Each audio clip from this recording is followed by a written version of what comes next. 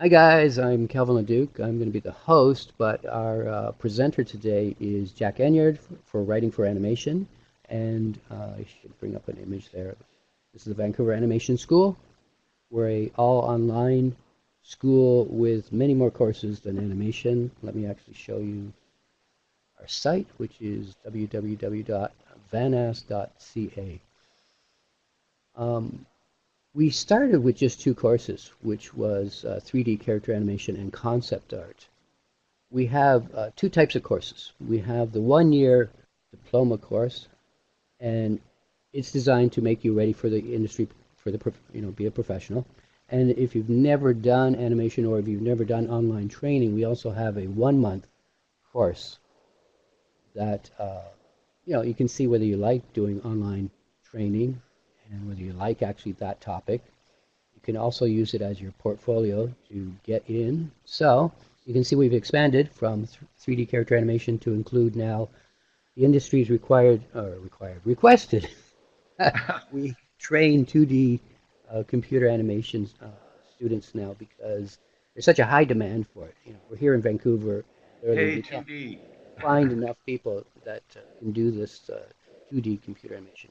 We also have this great course in short animated films.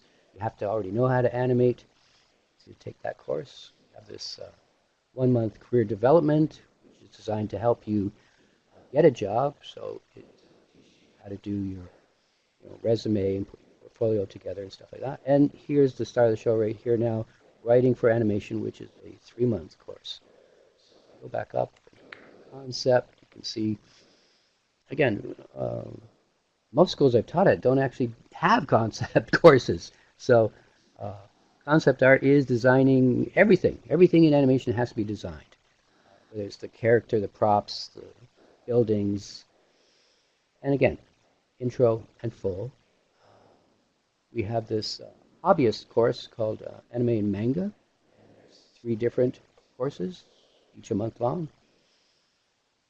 We have visual effects. Again, the industry said, we just can't find people that have the right training. So we now offer digital map painting, which was no courses being offered in North America when we set this up with the industry's input.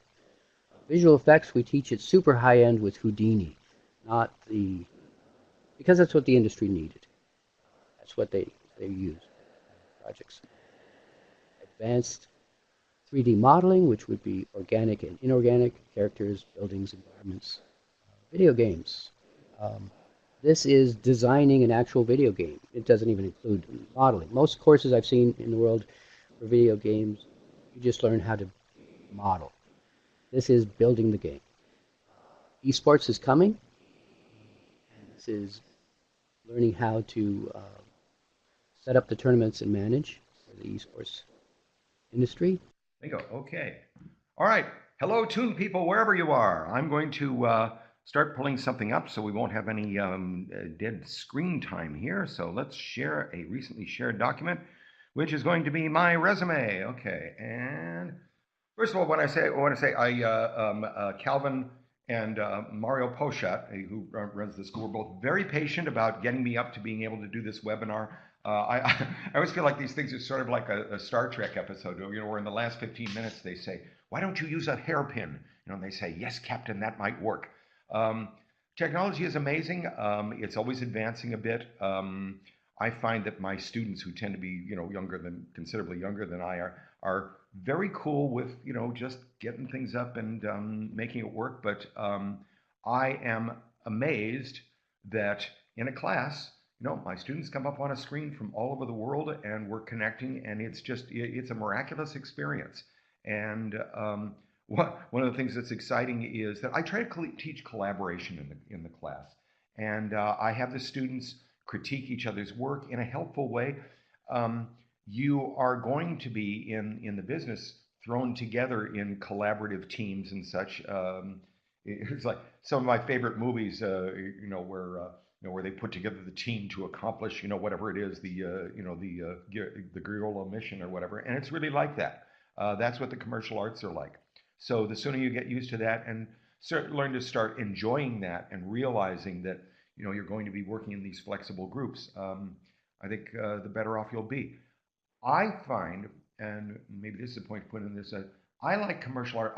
I grew up, I don't know if any of you or many of you saw Mad Men, but that was my father's like. My father was like the Hollywood Don Draper. And what I like about commercial art is you do work alone. You know, you sit in an office or at home or whatever doing your work, but you also have these intense working relationships with other people. So you go in and you confer, and then you go off and do your own work. And I find that a really nice balance. If temperamentally you're suited for that, then welcome to the commercial arts. Okay, so I wanted to run through this, and one of the VANAS has been very good about letting me um, teach this course sort of like a workshop. We're flexible because I'm not teaching something rote from the beginning, but people are bringing in their own projects, their own ideas. Everybody who comes into this course is creative, and the idea is bringing it forward. And what he mentioned about career development, there's some career development here too, because one of the most important things in your project, your original project, which you'll create, is your bio, how you present yourself. And I always have at least three things going. I have a little short paragraph about myself when that's useful. I have a bio, which is about a page, and then there's the full resume. Um, I decided to do a resume that was really more of a narrative than than everything point by point and every single credit. I couldn't possibly list all the cartoons I've done, so I organized it this way: beginnings, and I went to various art schools in Los Angeles, and because my father ran an ad agency and we knew cartoonists and people in the business, I got right into writing comic books. And I wrote them for many of the classic characters, as you see, Disney, Warner, Hanna-Barbera, a lot of these things. And I loved writing comic books. I think that's a great medium, and I never thought that they would become so important in the culture now. They're practically driving things. Um, and so you'll see those credits here. I'm assuming that you can read this if I leave it up on screen for for a minute or so. Um, so the flow here is, to go from my education into comics, and then I got into animation. But the thing is, and you're going to realize this, I think this is a good organization for a resume because it's a portfolio resume, and your work is going to tend to be portfolio. You don't go to work for the for the Widget Corporation and work there for 20 years and then go on to the Doodad Corporation. You're going to be doing a lot of things parallel. So learning how to organize that in a portfolio resume is helpful. So since I went directly on to animation, here's the animation credits, but that's parallel with some of the comic book things because I was working on both at the same time. So I did Looney Tunes primetime specials. I did a lot of Alvin and the Chipmunks. And by the way, I only found out after I was working on it for a few years that I was writing about myself and my brothers. My wife pointed this out to me. I also did, I helped develop the original DuckTales. I don't know if you've seen Attack of the Killer Tomatoes, the animated show. If you have, I could try to explain it to you, but and I worked on Johnny Bravo and bunches of other things. So, and as a matter of fact, at a certain point, I got called into studios as a consultant as the shows got more kind of frantic in terms of production, and younger people were brought in. They bring in older people like me, well, actually primarily me, to fix things, like script doctor, or pull the thing onto course. On that basis, I worked on Pink Panther, the Jetsons, Johnny Bravo, the Dumb and Dumber cartoon series, lots of things like that. So this also illustrates to you the flexibility and the growth that's possible in a career. You're not going to be doing the same thing over and over and over again. And that brings us to teaching. So the picture you're seeing here, well, this is Hat Day at a bricks and mortar school that I teach here in Hollywood. It's called the, the Columbia College of Hollywood, which has been around for 50 years, very distinguished. And also at about this time, I made my arrangement here with VANAS. And VANAS is my exclusive commitment for online courses. So that's why we meet in space here. And also, because computers have taken over so much, at a certain point, my wife said to me that I was getting a little frustrated because I wasn't doing any handwork, drawing, and that sort of thing. And she was right. And so I started doing fine art. So I do fine art portraiture. And I recently had a one-man show, and I sold from the one-man show. And so I think you might agree I'm a pretty colorful personality. So let's see, what can we do for you guys? Okay, so now what we're going to do is let me give you a little briefing on how my course works. And this should be easy. Okay.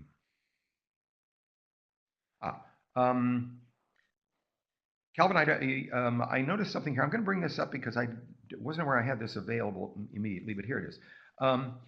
You got everybody probably knows Adventure Time, one of the great new successes, and just by coincidence, one of my former students said, "Hey, Mr. Jack," and they call me Mr. Jack.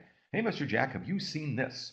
And they sent me the presentation Bible for Adventure Time, and it turns out that this presentation Bible is set up exactly the way that I teach things at VANAS, because it's just a classic way of pitching an animated show. And as you can see, looks like the show, doesn't it? And you go through this, and putting yourself in the position of big, powerful animation executive, who wouldn't look at this and say, boy, this is really weird. I think I'd like to see this on the air. So this is what we call a selling pitch Bible. And as I say, lo and behold, look, the maps, I always like maps. I'm going through this quickly just to show you. So this is how it's done. And that's the kind of thing we teach here. And so now I'm going to show you briefly a Bible from my last course, the one that was just completed, by a very talented Russian, primarily animation writer. He works for a studio called Rocket Films, and he put this together, and I think it's wonderful. He got artists to collaborate with him on it. And one thing I should mention is you don't necessarily have to have artistic skills. This is primarily a written assignment course, but you will be designing your presentation Bible for an original project, and if you can pull artwork into it, terrific. So here this is, okay, and wait a minute, hold on, I'm going to do a recently shared, so. And that will be, okay, let me see if I can get this up. Okay, a little bigger in size, 75. Okay, we may have to go a little smaller. Okay. This is, okay, I'm showing it. I don't expect you to read this. I'm having to bring it in a little smaller here. You know what? Let me see if I can make this full screen. Nope, that's me. Okay, let's see. Let's just do it this way. This is about a little pig who hangs around the circus, and he wants to be a magician. And you see here, this is his friend, Sarah, the tigress. And Sarah is very bored, and she spent so much time in her cage that she's become cubically shaped. So that's cartoon logic for you. Anyway, what I like here is, here's your title page, ta-da! And here's a welcome, telling a little of the essentials of the show. Here is more about the fabulous Porcini, the star, and some of his skills, because he acquires a magic hat, of course. Here is Sarah. I love her with her teacup, the most tired living creature, yes. And of course, what would we be without a villain? Lebrun, the greediest man alive. By the way, I very much want to do Lebrun's voice, so I'm trying to make a deal with that with Arcady. And his mustache is alive, which is an important part of the show. And the magic van. Yes, Porcini discovers a magic van that will take him on adventures. And this is an example of salesmanship. The adventures take place on the grandest road. And this road goes through basically Eastern Europe. You will notice that on the left are old castles and minarets and such. On the right is the implication of a modern city, and the road stretches out ahead. what's great about this is this one illustration that Arkady came up with um, stands in for maybe a dozen illustrations showing the adventures. It makes the reader of this selling Bible think and imagine and want to see the show. That's salesmanship, I think. And after this, we have premises, basically story ideas. And the structure of the Bible is supposed to pull the reader along, the big shot, executive who has the power to buy this thing and to say, yes, I want to read what's next. And and talk about promoting yourself. Arkady came up with a picture of himself as a child magician. Now, I said, you have to use that. And this is a case, and there are several of them out there, as I said about the chipmunks here, where he is the character in the show. You can see this, right? Okay. And this is one of the hardest things is the page at the end.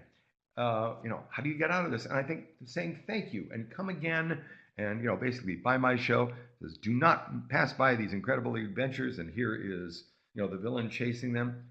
I think this is a beautifully done project, and I'm very proud of him. And I said, I take complete credit for it. No, I don't really.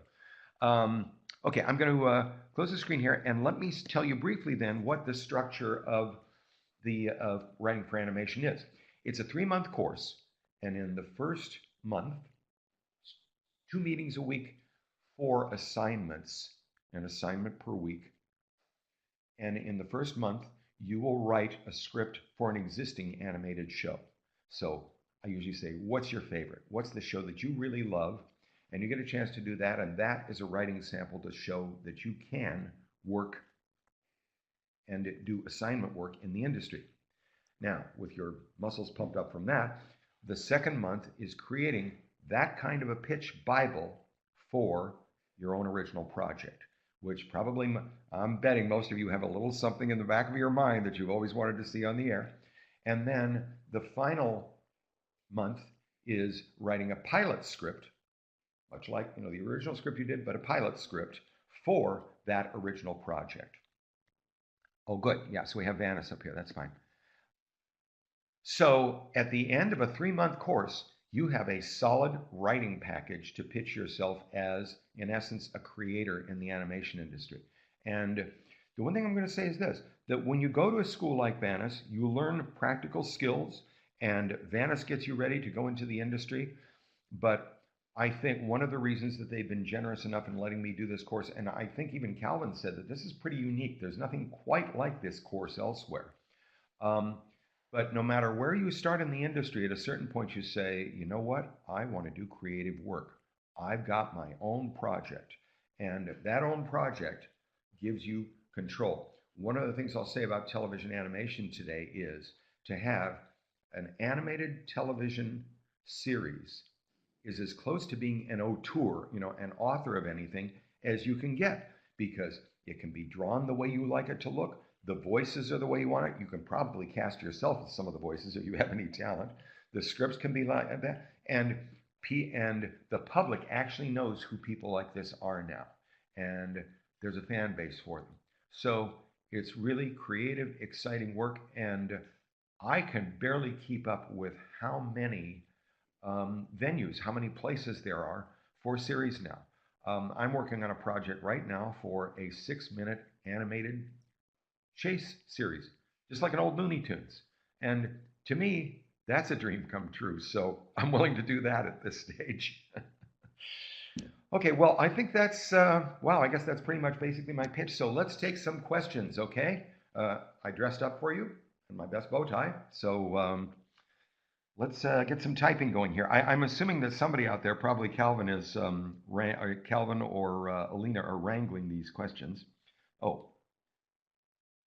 Okay, so Unar, I had something from Unar M. He says, or somebody here says, Mars, do I have an example of a pilot script? Yes, of course. And well, now, Calvin, I'm not sure. Would they have access to these online to see what a sample is like, or do they have to wait to take the course? What I can tell you is that an animated script is very much like a live action script, except it's more detailed. Because when you're in animation and you're working in the script format, you are not just the writer, you're the director. You have to tell the artist exactly what to do. There's no improvising on the set. So my animation scripts tend to be almost twice as long as a live action script. Although I got to tell you, I don't know how they write something like, a big superhero movie these days without more like an animation script type format and, developing storyboards and that sort of thing.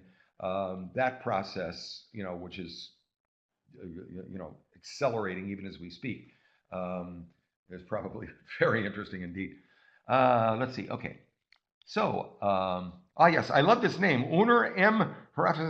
What a, I'm not M. I'm not even going to try and pronounce your name, but I think it should be in a cartoon. Okay. So he's so excited to write for a show he loves. Okay.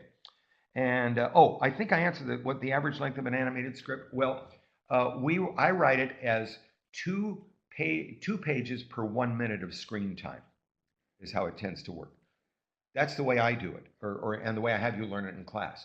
You might wind up working in different formats, but I think that's the best discipline to do as detailed a script as possible, particularly when you're out there, when you're using it to sell your skills. Okay, and Tulu Fakunla. That's wonderful. Yes, that's what I said, about 2 pages per 1 minute of screen time. Calvin, should I go over ahead and recommend the book that that I use in class? It's called Writing for Animation, or Writing and Development for Animation. Anyway, the author is a friend of mine, Jean Ann Wright. And it's still available because I think it may be, if it's in print, I've been urging her to do a slightly updated version, but it has all the basics in it, like script formats and glossary and that sort of thing. So that's what I recommend for class. Okay. Yes, more questions. Come at me, because I'm ready. How long is an average script work? Well, again, I basically answered it, but it depends on how long this, on for what episode length the show is. In class, I tend to have people write an 11-minute episode, because 11 minutes is the format used for 2 cartoons within a half an hour. I think 11 minutes is plenty 11 minutes gives you a chance for plot and subplot and that sort of thing. 22 minutes goes on pretty long, and I think for a sample, you don't want to test the patience limits of the people you're submitting to. So an 11-minute script would be about, let's see, 20 pages. Yeah, that's right. I have a script for an action film, but I want to make it into animation. Is it possible? Of course it's possible. As a matter of fact, just my last semester, I had someone, and she was writing basically a police procedural, as you see, all the cop shows, with superpowers added. And we wrote it and designed the Bible so that it could be bought as either a full animation show or a live action show with computer generated effects. So yes, a big question, but we'll get into it. Is Amazon Studios a way to submit a Bible? Yes, and Amazon, here's the thing. These studios now, it's easier to get things into submission than it used to be, because they know, there was a time when they'd say, well, you've got to submit through an agent and everything.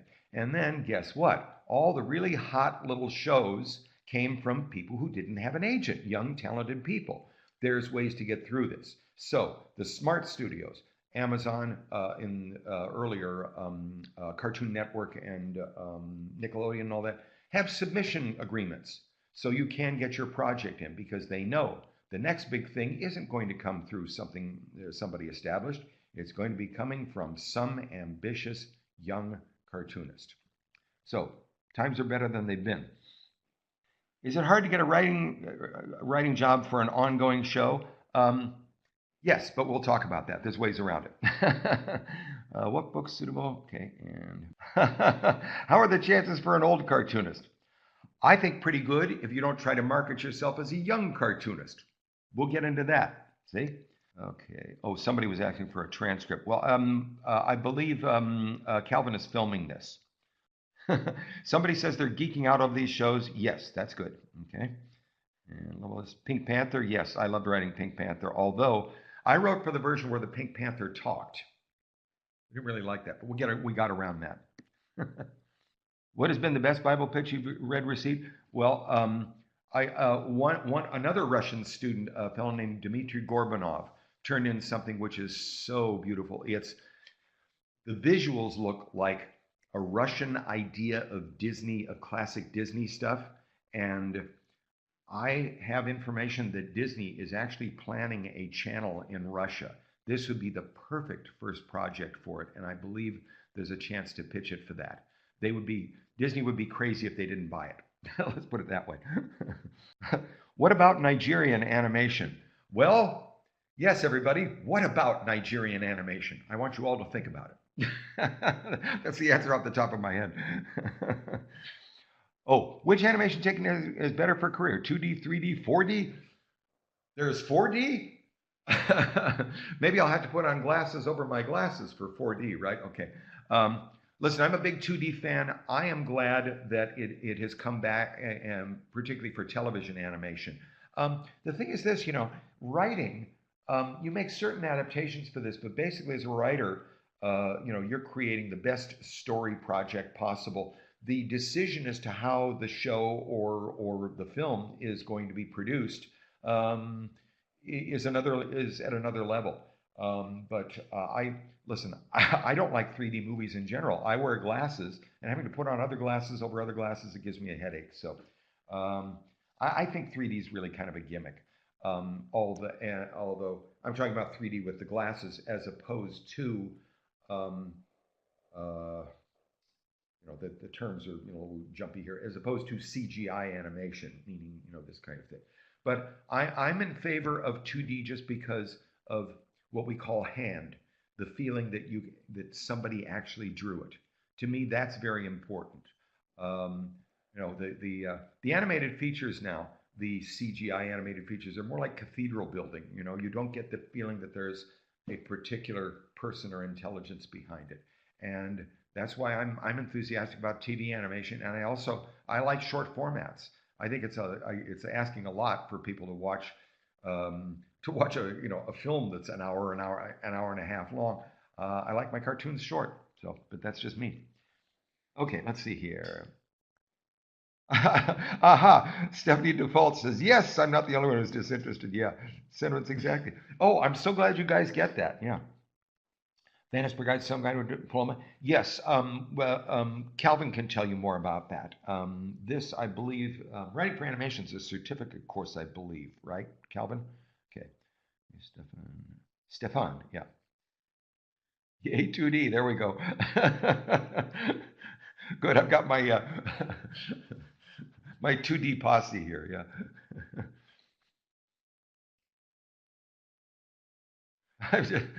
One of the things I hate, they advertise movies by saying it will blow you out the back of the theater.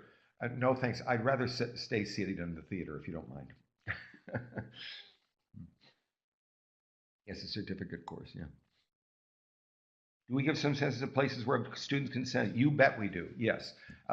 One of the things, VANAS, we have done this course in slightly different formats. Right now, we have a 1 hour session early in the week, and later in the week, a half-hour session.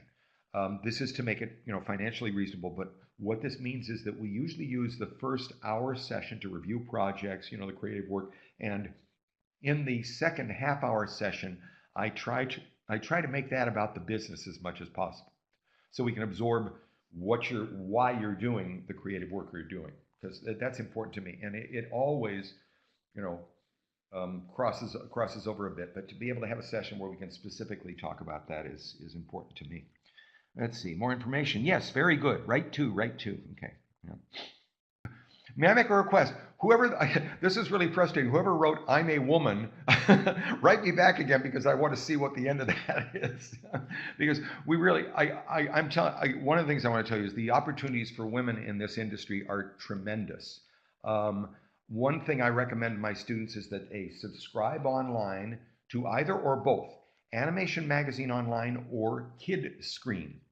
And every issue of that, I think they come once a day, but every issue of these has some woman who looks 18 years old with big glasses, and she's just been made, president of development at Fruifadoo Studios. So, and I look at this and I said, this is amazing. When I started out, you won't believe this, but I had a hard time talking one of my early animation producers into hiring a writer because she was a woman. He didn't understand that.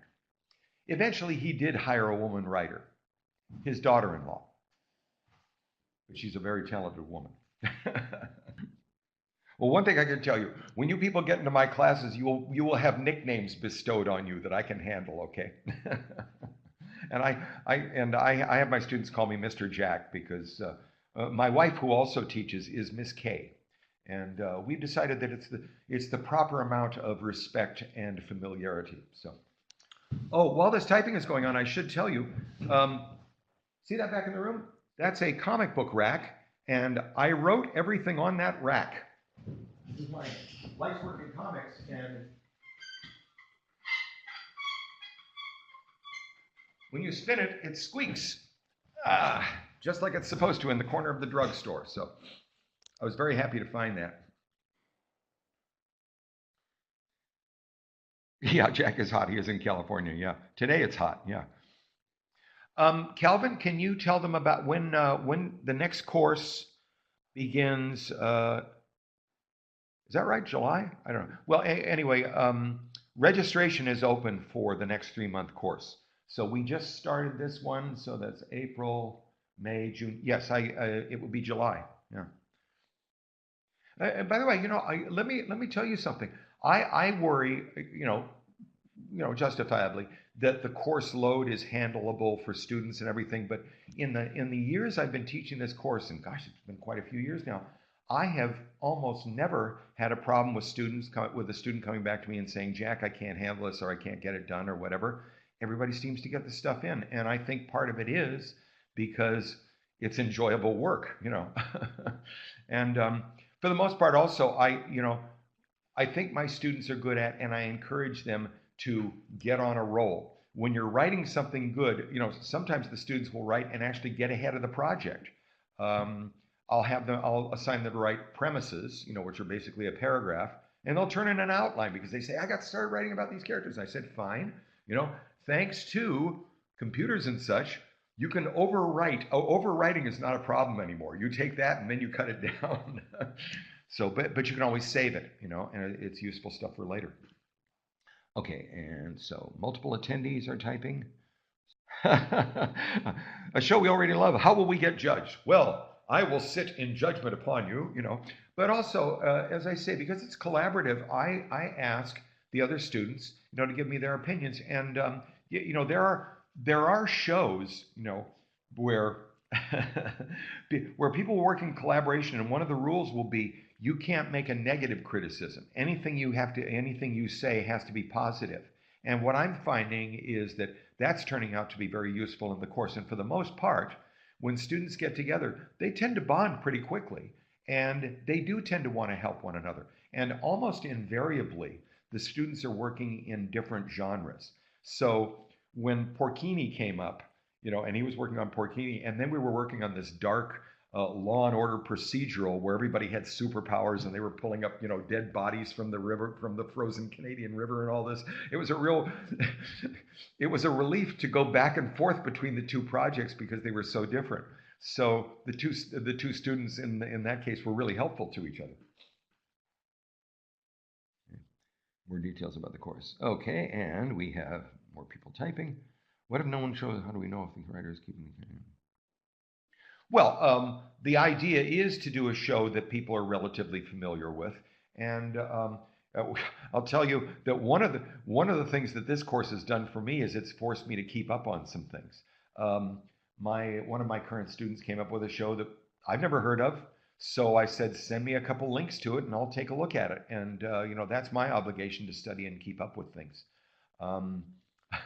I remember, oh yes, when I was teaching at the bricks and mortar school, Columbia College, I walked into school and said, okay, What do you think I should be taking a look at? This is about 5 years ago, and 12 students said, Gravity Falls! So I found out about Gravity Falls, and one of my current students is writing a Gravity Falls episode, and actually, so I'm up on that. Okay, and let's see here. This is a positive thoughts. Yes, yeah, Gravity Falls is great. Yeah. Let me say again, for all of you, get online, and if you can, if you are interested, I think this will pump up your interest in the course. Subscribe to Animation Magazine online, and the other one is Kid Screen. That's just one word, Kid and Screen.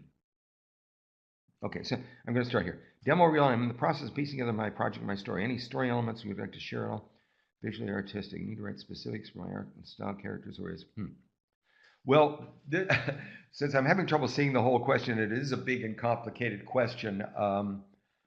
Maybe this is something that can be answered in the course. I hope so. Would I need to write specifics for my style and characters? Well, you know what? Let me say this. Go look at the course listing and see if this course will give you what you're looking for. I suspect it will. You know, it suddenly occurs to me that this format of typing in questions, I wish they did presidential press conferences in the United States like that. I'm sure you've seen lately these conferences where the reporters are shouting and being pulled from the room and all that. And it's like, please, let's get civilized, okay? Oh, good. M, you are welcome. Good. Fortunately, M already has a nickname I can use. Good night, John. Calvin, I wonder how many people get that. All right. Great. Okay. And I tell you what, I'm going to sign off by saying I wish you all creative dreams tonight, okay? Hope to see you in class. Take good care. Thank you, Calvin and Alina.